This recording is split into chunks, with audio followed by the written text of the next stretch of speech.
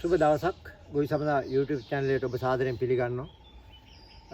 මට දිනකට කෝල් 7-8ක් එනවා මේ නයිමිරිස් වගාවේදී ගැටලු සම්බන්ධව. මම ඇත්තට මේක දින වකවානු බලවලමින් හිටියේ. මම මේ ගැන ගොඩක් පරිශීලනය කරලා පොතපත පරිශීලනය කරලා මම මේවා කඩලා පරිශීලනය කරලා තමයි මම මේ වාරට කියලා දෙන්න යන්නේ. මොකද ඒ මගේ හැටි. මම එවලට කියනවා මෙහෙම දලු කඩන්න එපා. මගේ කිසිම වීඩියෝ එක මම කියලා නැහැ. මටගෙන් අහන්නේ මේ ගහේ දල්ල කඩන්න. ගහේ දල්ල කියන්නේ මොකද්ද කියන එක මම ඔයාලට ඉස්සෙල්ලා කියලා දෙන්න. ඊට පස්සේ මම කියන්නම් දලු කැඩීමේ අපට ඇති වෙන වාසි සහ වාසි.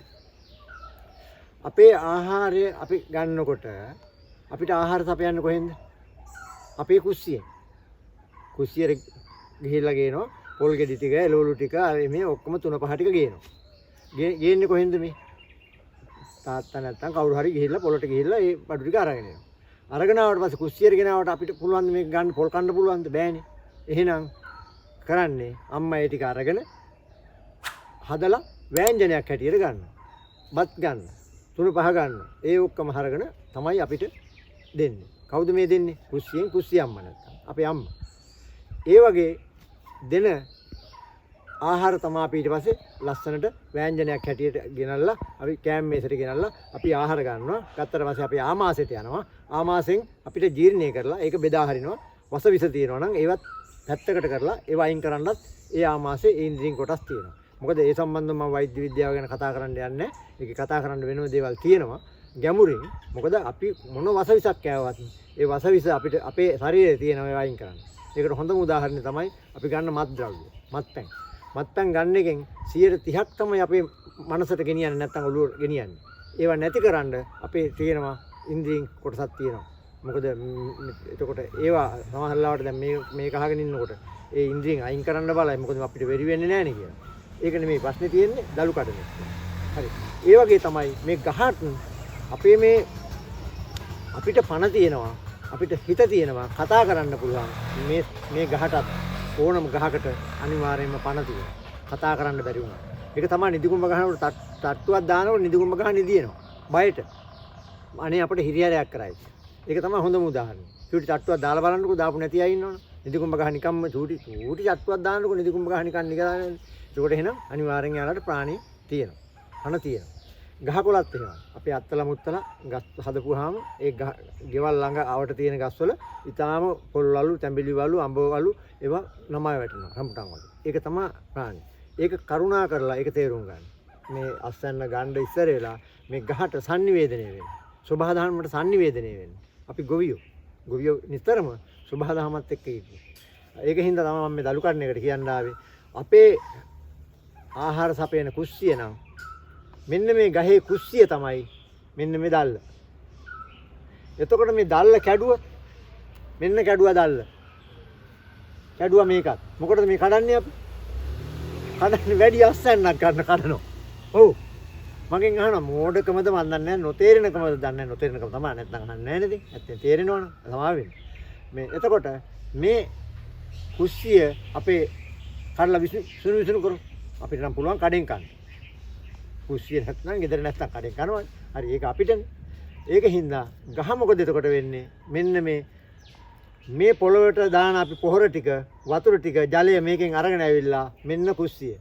ඊට පස්සේ මේකෙන් නිෂ්පාදනය කරනවා. මොනවද කරන්නේ? උයනවා, පිහනවා, ඔක්කොම වස විස අයින් කරලා හොඳ ආහාර ටික මේ යට තියෙන පත්‍ර වලට දෙනවා. එතකොට තමයි මේ ගහ හොඳට දලුලාලා එන්නේ. කුස්සිය නැති වුණොත් මේ ගහ මාස ගාණක් අනිවාර්යයෙන්ම අභාවයට යනවා. අකටයුතු වෙනවා. සමහරවිට මැරෙන්නත් අකටයුතු වෙන තැන් තියෙනවා.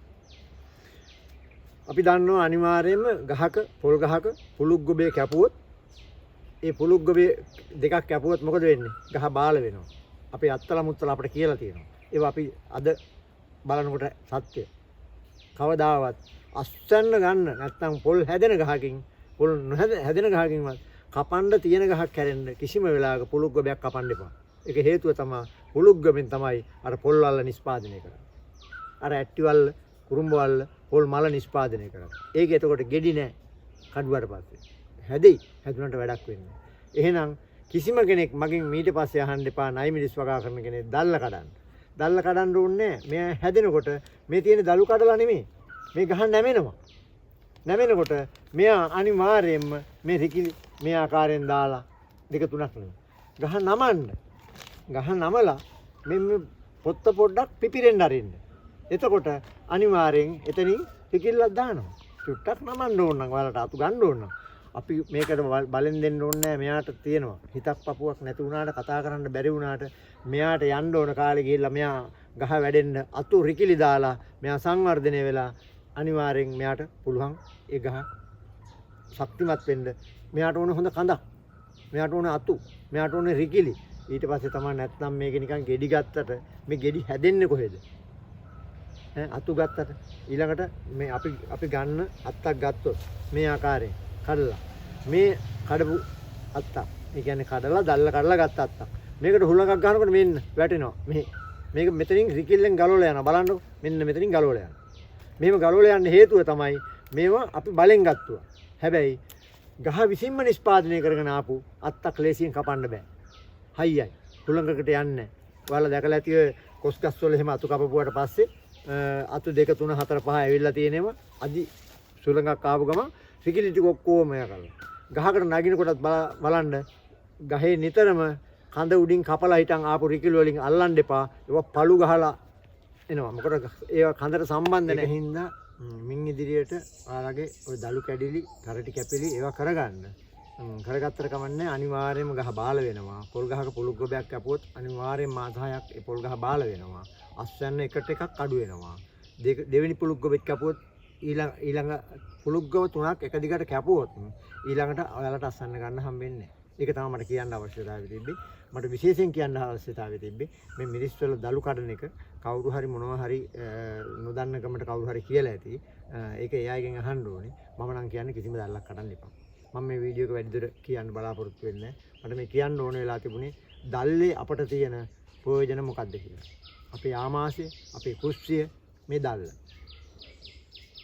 අන්න ඒ ටික මතක තියාගන්න අපිට ආමාශයේ දුර්වලතාවයක් තිබ්බොත් අපි ඔගේ ඇස්ටික් එකේ ආහාර දිරවන්නේ නැහැ වෙන ප්‍රශ්නයක් තිබුණොත් අපිට අකර්මණ්‍ය වෙනවා වැඩ කරගන්න බෑ බඩ දැවිල්ල ගන්නවා කොන්ද දැවිල්ල ගන්නවා নানা ප්‍රකාර ලෙඩ තියෙනවා ඒ වගේ තමයි අපේ කුස්සියම්ම නැරුණොත් එහෙම අපිට කන්න වෙන්නේ අපිට සමබර ආහාර වේලක් නැති වෙනවා මොනවා හරි චුට්ටක් අර බඩේ ගින්නට කනවා ඒකට අපිට වැඩ කරන්න බෑ අපිට මතකෙ හිටින්නේ නැහැ අපේ ඇඟපත හරියට වැඩ කරන්නේ නැහැ අපිට ඒ සියලු දේවල් අකර්මණ්‍ය වෙනවා එහෙනම් මේ ගහෙත් අනිවාර්යෙන් දැල්ල ගැඩුවට පස්සේ එයාගේ අස්යන්න නැහැ මේ ගහේ ශක්තිය නැහැ මේ ගහේ වර්ධනය වීම බාල වෙනවා ඒක නිසා මින් ඉදිරියට ඔබතුමාලට මම වෙන කියන්න දෙයක් නැහැ මට විශේෂයෙන් මට කියන්න මේක අවශ්‍යතාවය තිබ්බා මම මේ දක්වා මේ හිටියට මගෙන් අහපු අයට අනේක වාරයක් මට සමා වෙන්න හේතුව තමයි මම කියන්නේ ගියෙත් නෑ සමහර කමෙන්ට් වලදී ඒක නිසා මින් ඉදිරියට මිල්ස් කැස් වල දලු කඩන්න එපා මෙයාට ඕන විදියට මේ රිකිලි දාගෙන තියෙන මේ කඩලා නෙමෙයි